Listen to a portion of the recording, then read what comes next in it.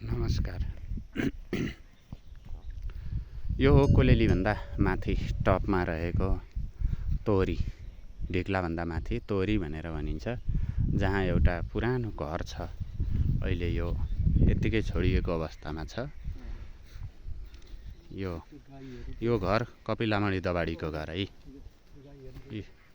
ल हेर्नुहोस्, यहाँ भैँसीहरू यसरी बस्ने ठाउँ, यस्तो आनन्दमय वातावरण, आनन्दसँग भैँसीहरू बसिरहेका छन्।